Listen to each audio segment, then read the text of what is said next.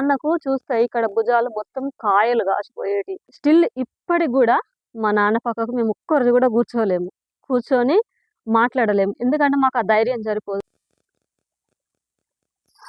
అందరికీ నమస్కారం.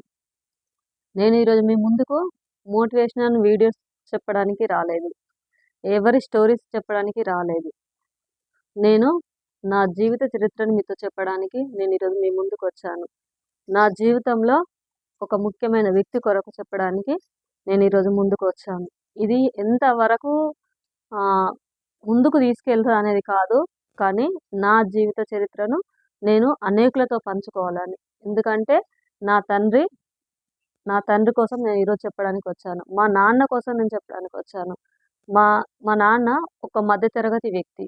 మా నాన్న మా కొరకు ఎంత కష్టపడ్డాడు, ఏం చేశాడు అనేది నేను ఈరోజు గర్వంగా చెప్పుకోవడానికి, నా జీవితాన్ని నేను అనేకులకు చూపించుకోవడానికి నేను మీ ముందుకు వచ్చాను. ప్రతి ఒక్క మధ్యతరగతి తండ్రికి పుట్టిన పిల్లలలో ఎంతమంది ఎన్ని విధాలుగా కష్టాలను చూస్తూ ముందుకు వచ్చారు, ఇప్పటి వరకు ఏ స్థాయిలో ఉన్నారు, వాళ్ళు ఎంత కష్టపడ్డారు అనేది ఎవరి జీవితం వాళ్ళకు తెలుసు. కానీ ఇది లక్షల మంది మధ్యతరగతి తండ్రుల యొక్క జీవిత చరిత్ర. అవును, ఇది మా నాన్న ఒక్కని కథ కాదు, లక్షల మంది మధ్యతరగతి తండ్రుల యొక్క కథ. మా నాన్న మాకు ఊహ తెలియనప్పుడు మా కోసం ఎంత కష్టపడ్డాడు అనేది మాకు తెలియకపోవచ్చు, కానీ మాకు ఊహ తెలిసిన తర్వాత మా నాన్న పడ్డ కష్టాన్ని మేము చూస్తూనే పెరిగాము. మా జీవితము ఒక పూల పాన్పులాగా జరగలేదు. ఒక మధ్యతరగతి తండ్రి ఎన్ని కష్టాలు పడతాడో అన్ని కష్టాలకు మించి మా నాన్న మా కోసం కష్టపడ్డాడు.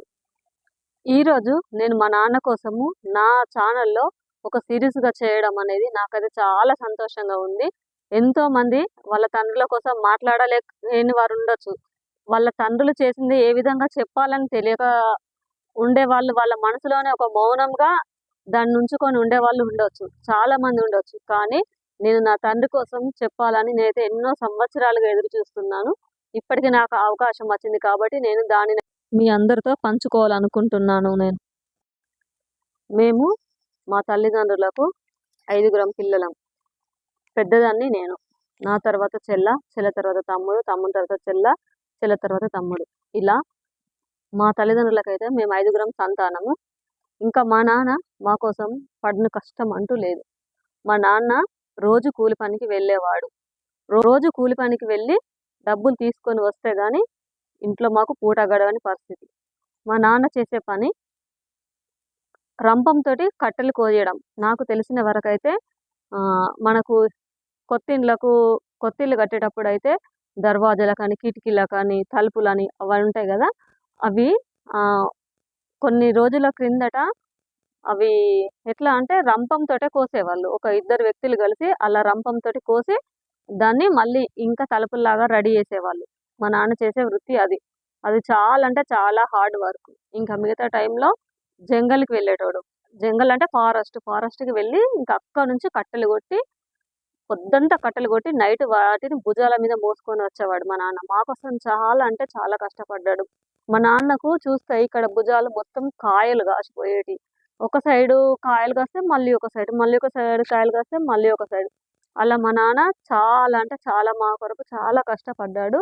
అంత కష్టపడి రోజు సాయంత్రం మంచిర్యాలకి, మా దగ్గరలో మంచిర్యాల ఉంటుంది, మంచిర్యాల పక్కకు మా విలేజ్, ఇంకా మంచిర్యాలకు వెళ్ళి ఇంకా అవన్నీ అక్కడ అమ్మేసి కూరగాయలు కొనుక్కొని అన్నీ మాకు ఏమేమి కావాలో అవన్నీ కొనుక్కొని వచ్చి ఇంకా మాకు ఇస్తూ మమ్మల్ని పోషించేవాడు. చిన్నప్పటి నుంచి మాకు ఊహ తెలిసినప్పటి నుంచి అయితే మా నాన్న జీవిత విధానం అలా ఉండేది. చాలా అంటే చాలా మా కొరకు కష్టపడేవాడు. ఎంతగా అంటే రాత్రి ఎన్ని గంటలు పడుకునేవాడో కూడా తెలియదు. ఎందుకంటే అప్పుడు మేము చిన్న పిల్లలము. ఇంకా అవన్నీ తీసుకొచ్చి మా అమ్మకి ఇస్తే మా అమ్మ మాకు వండి పెట్టేది. మాకు ఉన్నంతలోనైనా మాకు ఏ లోటు లేకుండా, వాళ్ళు తిన్నారో వాళ్ళు తినలేదో మాకు తెలియదు, కానీ ఏ ఒక్కరోజు కూడా మమ్మల్ని అయితే ఆకటికి పస్తులుంచి పడుకోబెట్టుకోలేరు. మేము కడుపు మార్చుకొని పడుకున్న రోజులైతే మాకు తెలిసి అయితే లేవు. ఆ విధంగా మమ్మల్ని మా నాన్న పోషించేవాడు. చాలా అంటే చాలా ప్రేమగా చూసుకునేవాడు. కానీ మా నాన్న అంటే మాకు చాలా భయం.